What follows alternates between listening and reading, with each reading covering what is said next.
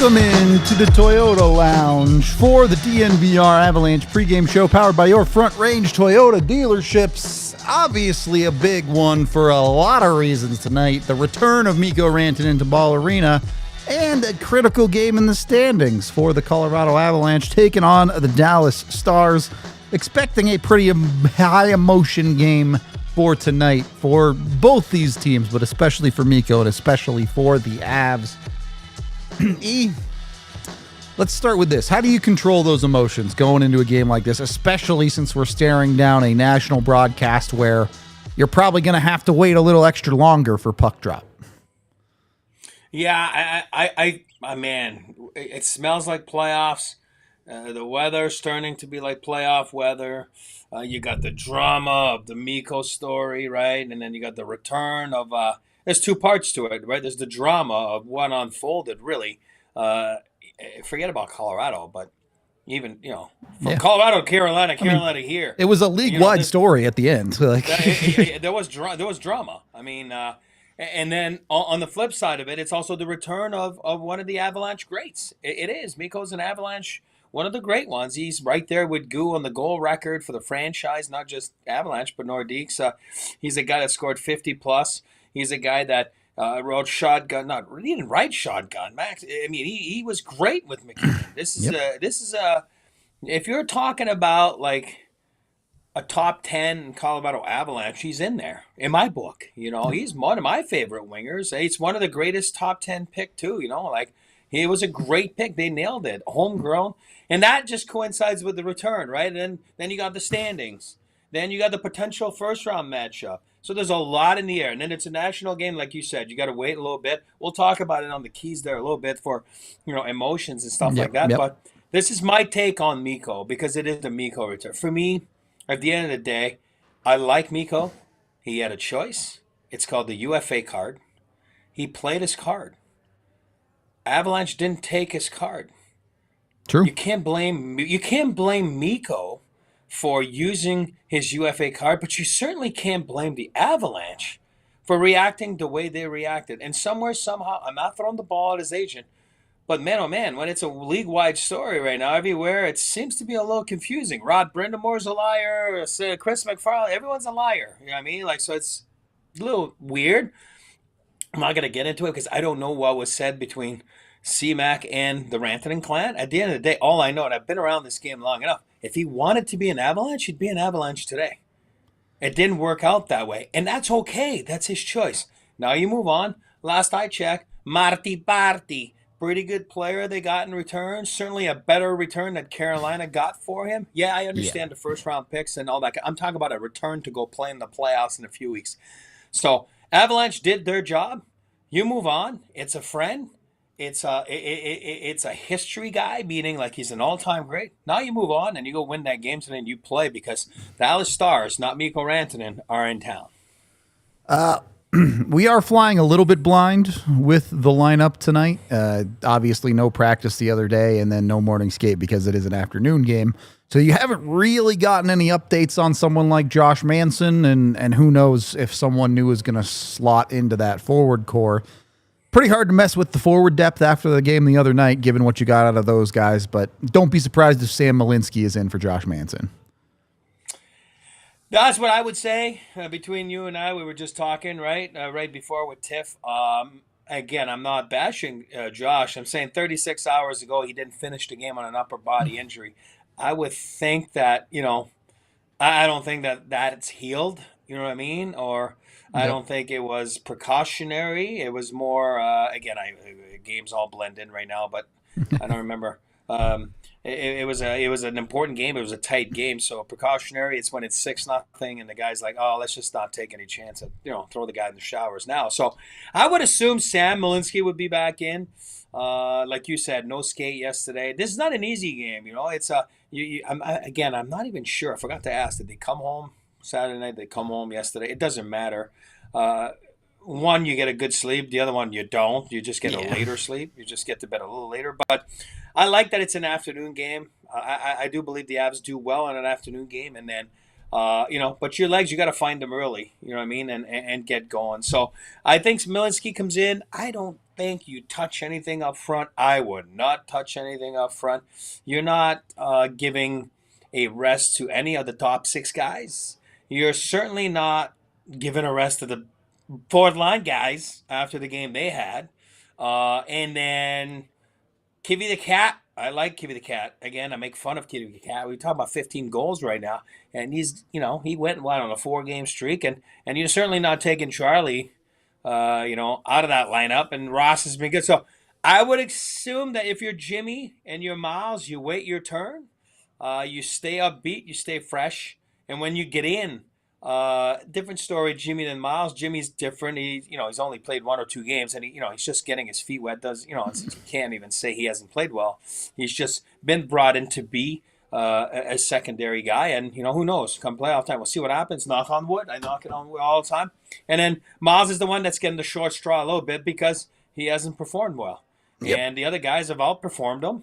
And I love the internal competition. I think Parker Kelly said it after the game. I mean, quote unquote, yeah, we know this competition, and I'm enjoying it, and and he wants to be a part of it. Clearly, he's enjoying it. Got in a fight. He's got some goals. He's doing great on the PK. He's alive. He's intense. I love it. I love what it does. That's why I loved it on the spot. Can never have enough guys to bring that internal competition. Like you said it the other day, raise the floor. Forget about the ceiling. Bring the floor up. That's huge. That's important. We might not know the Avs side of it just yet, but on Dallas's side, Rope Hintz does return to the lineup for them. His non-broken face is good to go. It is Ottinger in net, and then also Leon Bischel does slot in on that back end for them too. Evan just posted that Wedgwood is starting. There you go. Apparently Wedgwood, the official starter for Colorado. So Blackwood must still be sick, Yeah, probably has the flu that's been going around. He was under the weather the other night, so part of the deal. Look, Wedgwood's been good the last handful of games, so go out there and do it right. It's part of my keys, but we'll talk about it. Perfect, because I don't touch, as goaltending, but today I do, so I'll have just to switch the name. Yep. I went on the hunch that Blackwood would be playing, obviously, but it's all good. Either way, Dallas certainly going to make the Avs' life as hard as possible. Make no mistake, this game is important for both teams beyond just the Mikko Rantanen thing. I know you're about to talk about that, E, so let's just jump in to your 3 keys here. And look, I'm not trying to beat around the bush. I know these are important games. You mentioned you're going to talk about goaltending. In the biggest games of the year, you hit on the important stuff, right? Oh, 100%. And I think you touched on right away, right at the start of our show. Focus on the task at hand. So important. It is so important today. There's no distractions. He probably went out to eat with Mikko yesterday. Great, awesome. Listen, I've been traded. Everybody's been traded. We've all played against our former teams. It is special. It is fun. It is different. It's weird. You go in the trenches with those guys for years. Next thing you know, you have a different jersey on. Trust me, it's absurd how weird it is. Some guys react well to it. Some guys don't. So we'll see. I'm not worried about Mikko Rantanen. I'm worried about the Avalanche in the sense that no distractions. Just go play the game. Go play the game, and today is business as usual. And if you want to send a text message after the game and say, hey, listen, have a great time. It was great seeing you last night. No problem. But during those 60 minutes, there's no friends out there. We go and play, and we focus on the task at hand. Number 2, I'm going to take a quote from the movie Slapshot, right? Let them know you're there. You got to make sure you have controlled energy out there. You have some passion on the ice. Let them know you're there. I'm not that stupid and saying we take it and we good it up and you start fighting everybody. I'm trying to say is finish your checks. Get involved. Get involved between the whistle. Make them chase you after the whistle to take those dumb, stupid retaliation penalties. Have some bite with your bark. Have some passion. It's very important. Hey, listen, Bruto, you have 2 seconds to answer my question. Who do you think the Avs are playing in the playoffs first round? Dallas. There you go. So that's my answer. It's probably a preview of what you're going to see in a few weeks. Again, we don't know. They don't know. No one knows. But there's a big chance that this is what you see. And we all know with the Central Division, you said it in your tweet today, it's a mammoth of a division. There's some beasts out there. So the first round could be one of your toughest rounds. So right there today, you got to see what you got. You got to show what you're made of. And rock and roll. You're 7-0-1 the last 8 games. Show them. Show them what you're made of. And then number 3, goaltending. I wrote big test for McKenzie. Scratch that. Big test for Wedgwood. Very important. I mean, I just went on the hunch again, as we don't know, no morning skate, no practice. But measure your stick to their guy. Yourself. Obviously, Ottinger, we all know. But it's a little bit of a difference. Wedgwood, we all know there's no goaltending controversy with the Avalanche. Mackenzie Blackwood is their starter, is their ace. He's under the weather. He's not feeling good. Obviously, Wedgwood's been good. So you know what? That's why they went and got him. For those reasons, every time he stepped in, he does the job. So be a difference maker at key times, even if your name is Wedgwood, not Blackwood. That applies to you as well. So pretty awesome to see. And he knows those guys. He was just with those guys for a couple seasons. He knows the shooters. He knows their tendencies. Very important for the Avalanche. And again, asterisk right there at the bottom. We don't put it in the keys, but special teams. Special teams. We're going to be talking about it at the dance in a few weeks every day. But tonight, it's one of those. Go win the special teams battle. We all know how stingy they are at 5-on-5. Again, you got to win the 5-on-5 battle, but special teams can make a big difference tonight. It's everything. Look, special teams matter, and I'm not trying to make a deal out of this because it's small sample size. I don't actually worry about it, but special teams has gotten away from the Avs a little bit in their last couple of games. Opportunity missed to maybe win that game against Minnesota if they produced on their power play. Obviously, the weirdness with the Avs sucking at shootouts and penalty shots as of late, a bit strange. But also, they give up that power play goal to Calgary. So it's both sides. You need your penalty kill and your power play to show up tonight against Dallas to put yourself in the best position possible when it comes to that lineup. When you talked about making noise, too, or let them know that you're there, I suppose is the way you put it with your second key. Yeah. Josh Manson's not in. That's the guy who punched out Jamie Benn a couple years ago, right? So who's going to step up and fill that role for the Avs against this Dallas team, which, if I'm honest with you, I think over the past couple of years, Dallas has actually gotten softer and softer as a team. But still, who's going to show up and have that physical edge to their game tonight, E? Well, you got to rely on Pack of Wolves on the fourth line, right? They've done it in the last few games. I like the way Jack, Paca, and LOC are really into it. Like they're really tenacious on pucks. I think it's a Pack of Wolves mentality tonight. To say like again, you know that I never say it's about fighting. But if you want to go fight Jamie Benn, name me one on the Avalanche that could give a run to, that's probably not. Josh is the only one, right? Miles Wood, probably not dressed. You never know. We're assuming it. Yeah, Ryan Lindgren can't really fight, so I don't know. No, and we don't want that. We don't play hard between the whistles. And you want to make sure it's Pack of Wolves. And let Ben take bad penalties on you. Like, as we all know, he plays right there on the line, and he's always, sometimes crosses the line. And let him cross it. Let him get mad. Let him get not disciplined and take penalties on you. And I think it's important for the Val Natushkin, Nelson, and whoever's going to be tonight. I'm assuming back to the normal trios, of lines. But those two guys could be tenacious. They're big. They're tall. Make it hard on their players. Make it hard on the forecheck. Make it hard on faceoffs. And then there's that Pack of Wolves mentality that you're playing hard, you're playing desperate, and you get after them and let them come at you on an undisciplined way. It's an interesting conversation here that I'm not really sure how much it matters necessarily, but when you take a look at the other team in Dallas, it's not just Mikko, right? Matt Duchene also plays for that team. And I bring this up because across the course of this core in Colorado, there has been one guy that really stood out as a leader when it comes to, hey, these guys that didn't want to be here, these guys that moved on from Colorado, we don't lose to these guys. Yep, Eric Johnson. And he's not only back with the Avs, he's going to be in the lineup tonight. Is there a little something to that? Is there a little something extra when you get a leader like that in the room that carries that emotion with you? Listen, I talk to a lot of people around the league and circle of friends, right? Obviously for last 40, 50 years. Oh God, I'm giving up my age right now.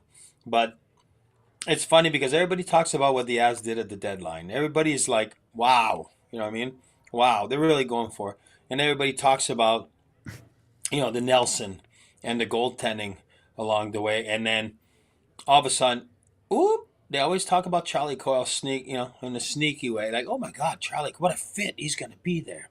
And then everyone talks about how great the lineup looks, how finally they're healthy. And then all of a sudden you got one guy that's like, but what a great story to have Eric Johnson back in there. You know what I mean? Because now they got that veteran guy that can keep the waters really under control. Kind of bring the temperature up, bring the temperature down. EJ knows the max of the world, and when things need to be, hey, okay, let's smile a little bit, or hey, come on, boys, let's bring the floor up right now. And then EJ's been an underrated acquisition, and I think that it's going to be very important here, and especially on a test like today. No matter what happens today, I think during the game, EJ can be there for that leadership. But you have a win, EJ can be there tomorrow for that leadership to make sure that you're not so high. But EJ can be there as well if you do lose that game, knock on wood. It's not that bad. You know what I mean? So EJ's really good about that. He knows the pulse of this team. He knows what it's like to be an Avalanche. He knows what it's like to go all the way. So very important, that presence that they've added at the line. Very underrated key. And again, like we said, even if he doesn't play a game, and his play's been more than fine. Actually, it's been more than fine. But even if he doesn't play, he can make a huge difference with this group. I agree, particularly when it comes to these emotionally charged games. Again, I feel like the Avs should probably be up for this one anyway, but like you said, maybe EJ can channel that a little bit better.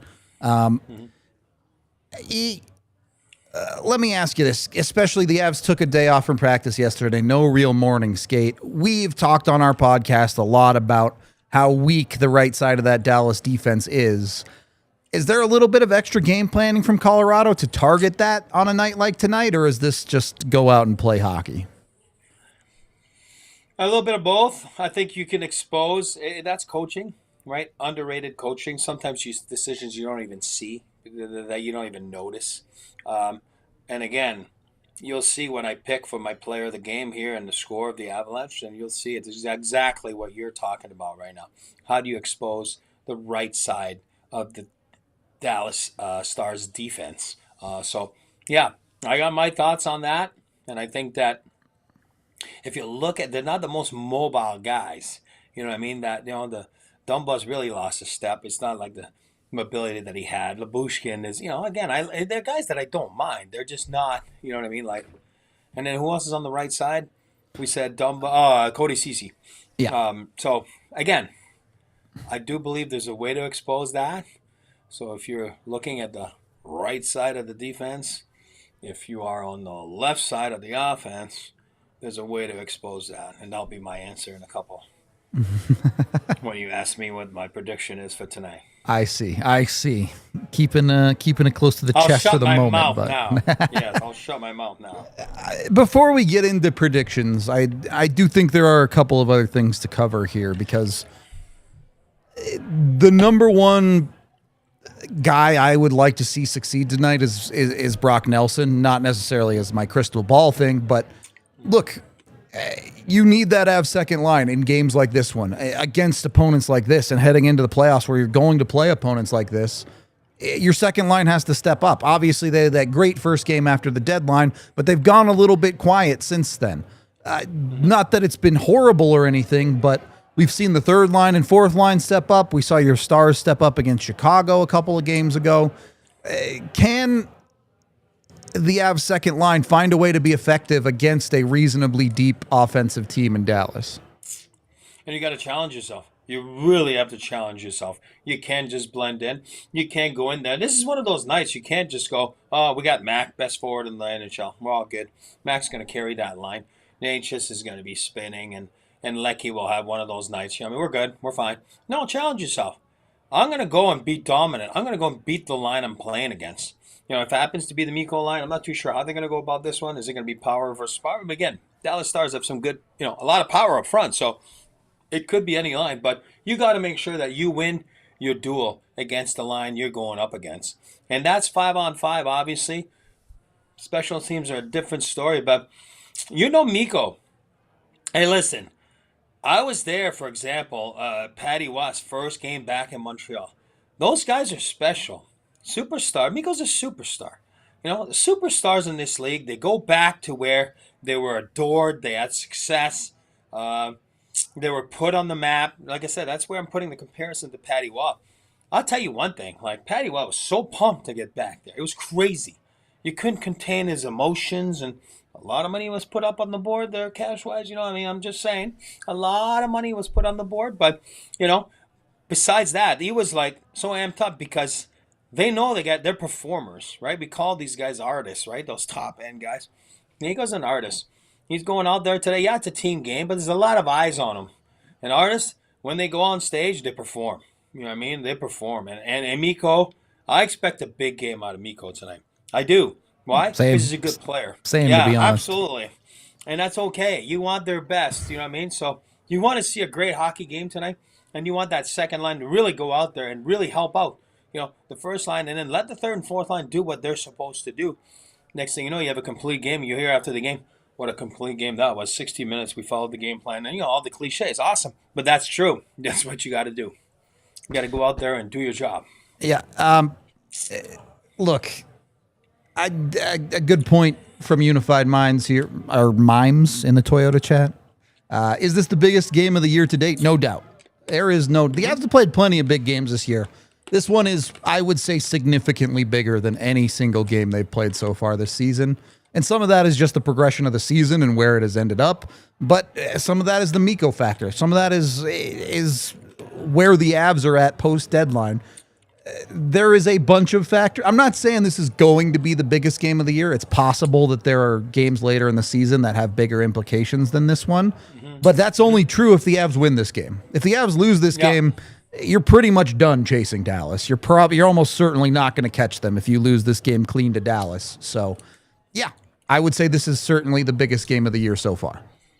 For one reason as well, just to add to what you're saying, because it's exactly right on point what you're saying, but the Avs are on the run right now, 7-0-1. Yep. Are they gonna go again? Are they gonna go on another 8-0-1 run? If they do that, yeah, sure, there's a chance. The odds are of going on, 16-0-2 run are probably very low. Yeah. That doesn't mean that you're not a good team, but in order to really pass them, you gotta go on a run again because Dallas is gonna win games as well. Right? I mean, Dallas is going to win games. So it doesn't exist. And they're a good team. And they're not going to go and lose 7-8 in a row. If they do, then, well, so be it. Right? I mean, but the odds are tonight is the big game. So up to date, up to today, that's the biggest game of the year. You know what I mean? There might be a few more down the stretch here. We'll see. But today, to this date, that's the biggest game of the year for me. Yeah, I mean, I don't think there are too many games that get much bigger than one like this. Yeah, game 82 years ago to get into the playoffs was big. Mm-hmm. Some of those games in the following year after that, late in the season, to get into the playoffs. But the Avs haven't been scrapping and stretching to get into the playoffs for a good long while. And this just feels like the direct competition. It feels like these two teams have been on a crash course for most of the season, if we're being honest about it. So it'll be interesting. Yeah. Dust off the crystal ball, buddy. I know you got it in the back pocket. Who you going with tonight? Give me a name. Give me a score. Hold on, I'm reaching. There you go. I got it. And without even knowing that that's what you were going to bring up, I'm going with Val Matushkin. I'm going Val Matushkin for one reason. Because in my mind, great players cancel each other out. So I'm assuming that Mikko will be playing against Mac. Again, I'm assuming. And then I got Val and Nelson to go expose the right side of the Dallas depth. You know what I mean? And Val, I need him to be a relentless forechecker, tenacious, make them turn their feet. I tell you all the time, if you're a defenseman and your feet are facing, the opposition's goalie, you're in control of everything. As soon as you turn your feet and you're facing your goalie, you don't know what's happening behind him. People always say, like, oh, God, he lost this guy in the slot. Yeah, no crap. You know how fast the National Hockey League is? You got to be able to read and react quick. And if you expose those guys, especially on the right side, I do believe Val gets a lot of success tonight. So that's my goal. And I'm going with, man, oh, man, I'm going to change my tune here a little bit. I had a different thought, but I'm going to go with 3-2 Avs. Might take 65. Might take 65. Close. I like the close game call. I do think we're going to see a close one. I think it may be a little bit more open. I'm going to go 4-3 on the score, as we do get a $10 super chat down there from Irish that says, big game, big beard, no shave in March. I hope so. I hope you're right, Irish. Beard does get shaved when the Avs lose in regulation, so that does happen. Yeah. His dogs are loving it. For a player, though, I'm keeping it simple. With the lack of Miro Heiskanen in the lineup for Dallas, where is the Avs' biggest advantage? It's Cale Makar. He's the man. He's going to go out there. He's going to do it tonight. He's going to make Dallas look a little silly. Sure, Dallas has a bunch of firepower up front. You feel like the Avs' top end of it is certainly better, and some of the moves they made they can keep up.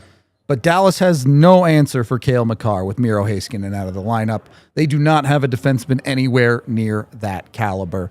I think it's Cale's time to step up. I think we've seen both him and your top line go a little bit quiet as of late. So let's see the big dogs eat right tonight, including Makar, which leads us to our pregame picks from Bet365, where things are never ordinary.